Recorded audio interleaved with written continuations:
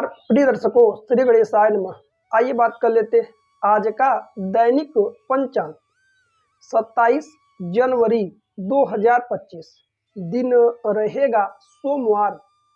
पंचांग के विषय में संपूर्ण जानकारी प्राप्ति हेतु वीडियो को अंततः अवश्य ही देखें। उससे पहले बात कर लेते हैं आज के दिन जिन जातकों का जन्म दिवस है उन सभी लोगों को हमारी तरफ से ढेर सारी शुभकामनाएं। आज के दिन जिन लोगों की शादी की सालगिरह है उनकी जोड़ी सदैव बनी रहे। वह दर्शक जो इस दैनिक पंचांग कार्यक्रम को देख आज का उनका दिन मंगलमय हो। आइए पंचांग के विषय में जान लेते हैं। उससे पहले बता दें वीडियो के अंत में आज का दिव्य और महा उपाय देखना न भूलें। 27 जनवरी 2025 आज की तिथि त्रयोदशी 8:37 पर। आज का नक्षत्र मूल 9:03 तक रहेगा। आज का करण रहेगा गर करण 8:52 तक। इसके तत्पश्चात वणिज करण लगेगा 8:37। आज का पक्ष रहेगा कृष्ण पक्ष और आज का योग रहेगा हर्षण योग 1:56। आज का वार रहेगा सोमवार। आइए बात करते हैं सूर्योदय, सूर्यास्त, चंद्रोदय और चंद्रास्त का क्या समय। सूर्योदय का समय लगभग प्रातःकाल 6:43 पर रहेगा। चंद्रोदय का समय 5:48 पर। आज के दिन चंद्रमा धनु राशि में गोचर करेंगे। आज के दिन सूर्यास्त होगा लगभग सायंकाल 5:38 पर। चंद्रास्त होगा 3:20 पर। आज का ऋतु रहेगा शिशिर ऋतु। आज का विक्रम संवत 2081 मास अमांत रहेगा माघ मास। आइए बात करते हैं आज के सभी शुभ समय, अशुभ समय, शुभ कालखंड और अशुभ कालखंड। शुभ मुहूर्तों में अभिजीत मुहूर्त प्रातःकाल 11:39 पे आरंभ होगा, समाप्त होगा दोपहर 12:32। कहा जाता है कोई शुभ मांगलिक कार्य यदि अभिजीत मुहूर्त में किया जाए अवश्य ही सफल होता है, क्योंकि अभिजीत मुहूर्त भगवान श्रीहरि को अत्यंत प्रिय है। आज के सभी अशुभ समय, अशुभ कालखंड जैसे कि राहु काल लगभग प्रातः 8:54 पे 8:05 पे सुबह आरंभ होगा, समाप्त होगा राहु काल सुबह 9:27। कहा जाता है कोई शुभ मांगलिक कार्य राहु काल अशुभ समय में भूल कर ना करें तो बेहतर है। आज का गुलिक काल 1:32 पे आरंभ होगा, समाप्त होगा 2:54 पर। आज का दिशा शूल होगा पूर्व की। पूर्व की ओर आज के दिन यात्रा से आपको बचना। आइए बात करते हैं आज की चौघड़िया, चल चौघड़िया, लाभ चौघड़िया, अमृत चौघड़िया तथा शुभ चौघड़िया। सबसे पहली चौघड़िया आज रहेगी जो कि अमृत चौघड़ी। प्रातःकाल 6:43 पे आरंभ होगा, समाप्त होगा प्रातः 8:05। आज की शुभ चौघड़िया प्रातःकाल 9:27 पे आरंभ होगा, समाप्त होगा प्रातःकाल 10:49। आज की चल चौघड़िया 1 दोपहर में 32 पे आरंभ होगा, समाप्त होगा दोपहर 2:54। आज का लाभ चौघड़िया दोपहर 2:54 पे आरंभ होगा, समाप्त होगा शाम को 4:16। आज की अमृत चौघड़िया शाम को 4:16 पे आरंभ होगा, समाप्त होगा शाम को 5:38 पर। वहीं आज की चल चौघड़िया रहेगी शाम को 5:38 पे आरंभ होगा, समाप्त होगा रात्रि में 7:16। आइए बात करते हैं आज के भद्रा काल के विषय में। भद्रा 3 जगहों पर लगता है, स्वर्गलोक, पाताल लोक, पृथ्वी पर। जब जब भद्रा काल होता है उसमें यात्राएं, मांगलिक कार्य आदि पूर्णतः निषेध बताए गए हैं। वहीं आज के दिन भद्रा काल रहेगा। अब भद्रा काल कब से कब तक रहेगा तो आइए जान लेते हैं। भद्रा काल आरंभ होगा प्रातः रात्रि में 8:37 पे आरंभ होगा, समाप्त होगा रात्रि 8:12 पर। प्रिय दर्शकों, आइए बात करते हैं आज के लग्न तालिका। चर लग्न, स्थिर लग्न, द्वे स्वभाव लग्न कब आरंभ हो रहा है, कब समाप्त होगा। सबसे पहला लग्न रहेगा मकर लग्न, प्रातः 5:57 पे आरंभ होगा, समाप्त होगा प्रातः 7:42। कुंभ लग्न रहेगा, प्रातः 7:42 पे आरंभ होगा, समाप्त होगा रात्रि 9:13। मीन लग्न प्रातः 9:13 पे आरंभ होगा, समाप्त होगा प्रातः 10:42 पर। मेष लग्न प्रातः 10:42 पे आरंभ होगा, समाप्त होगा दोपहर 12:21। वृषभ लग्न दोपहर 12:21 पे आरंभ होगा, समाप्त होगा दोपहर 2:18 पर। मिथुन लग्न दोपहर 2:18 पे आरंभ होगा, समाप्त होगा शाम को 4:32। कर्क लग्न शाम को 4:32 पे आरंभ होगा, समाप्त होगा शाम को 6:50 पर। सिंह लग्न शाम को 6:50 पे आरंभ होगा, समाप्त होगा रात्रि 9:05।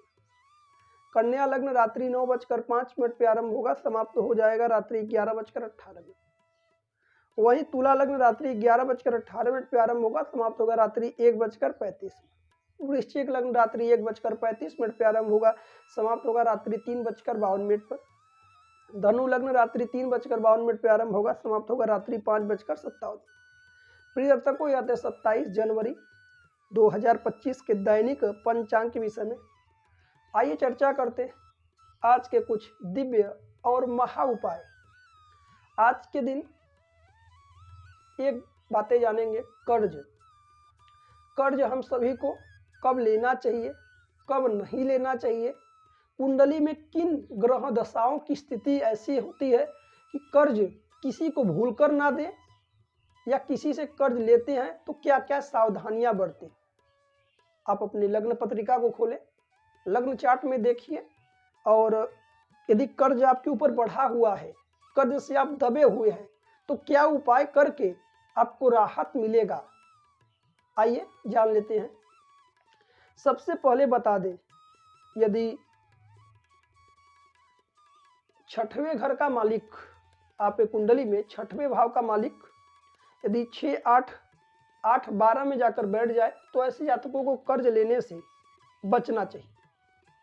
वहीं या छठवें घर का मालिक मंगल है, विशेष तौर पर शनि है या फिर सूर्य है, तो वह 8 और 12 में जाकर बैठ जाए तो कर्ज लेने से बचिएगा।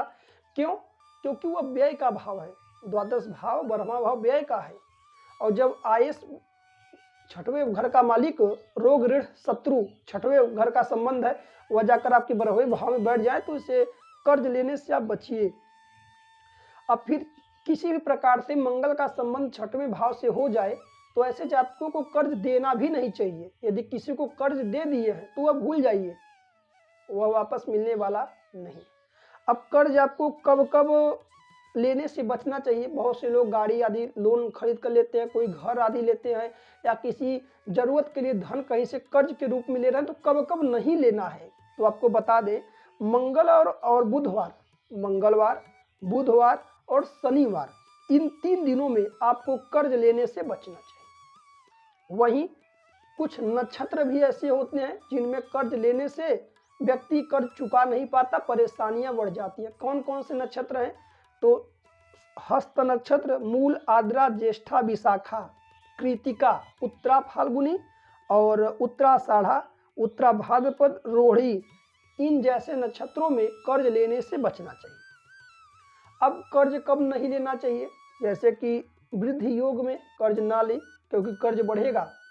द्विपुष्कर योग, त्रिपुष्कर योग, यह कुछ योग होते हैं, महीने में आते हैं, इन योगों में भी आपको कर्ज नहीं लेना चाहिए।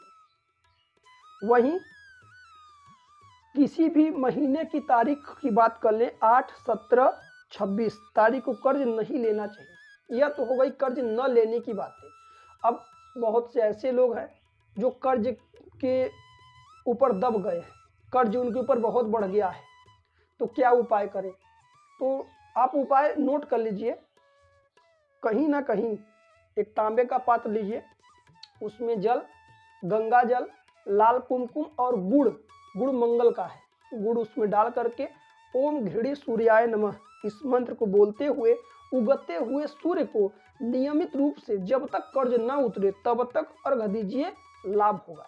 अब इसमें किसी भी प्रकार से कोई बहाना बनाए कि यह नहीं हो पाएगा तो फिर बचा भी नहीं जा सकता। यह उपाय तो करना है लंबे समय तक। दूसरा उपाय क्या रहेगा, घर में यदि विवाह हो गया है, पति पत्नी है, तो दोनों लोग बैठ करके नियमित रूप से श्री सूक्त या कनक धारा, ये दो पाठ माँ लक्ष्मी जी का है, श्री सूक्त भी है और कनक धारा भी, जो आप लोग को उचित और सरल लगे, दोनों का या एक ही का 16 पाठ नियमित रूप से प्रत्येक दिन पाठ करिए। पति पत्नी है तो दोनों लोग बैठ कर करिए, विवाह नहीं हुआ है, कर्ज आदि है, तो केवल पुरुष भी बैठ करके कर सकता है पूरे श्रद्धा भाव से। और प्रत्येक दिन माँ लक्ष्मी जी को कुछ ना कुछ प्रसाद के रूप में भोग लगाइए और शुक्रवार के दिन विशेष रूप से खीर का भोग लगाइए। यह कनक धारा श्री सूक्त का पाठ करने से विशेष लाभकारी होता है। केवल माँ लक्ष्मी जी की ही आराधना न करें, माँ लक्ष्मी जी के साथ साथ भगवान श्रीहरि का भी आराधना कर सकते हैं। विष्णु सहस्त्र नाम का चाहे तो बैठकर पाठ कर सकते हैं प्रत्येक दिन, वह भी आपके लिए हितकारी हो। इतने उपाय को आप करिए। अब ऐसा नहीं कि आज पाठ किए तो कल माँ लक्ष्मी जी सूटकेस में धन लेकर के आपके गेट के पास आ जाए, ऐसा नहीं। उपाय करिए, मार्ग खुल जाएगा और किसी न किसी माध्यम से कर्ज से आप बच पाएंगे। प्रिय दर्शकों, यह उपाय करिए, आप सभी के लिए विशेषकारी है। आज का यह कुछ दिव्य महा उपाय कैसा लगे कमेंट अवश्य करें। हमारा यूट्यूब वीडियो देखने के लिए आप सभी दर्शकों का बहुत बहुत धन्यवाद। मिलते हैं अगली वीडियो में। राधे राधे, जय श्री कृष्ण।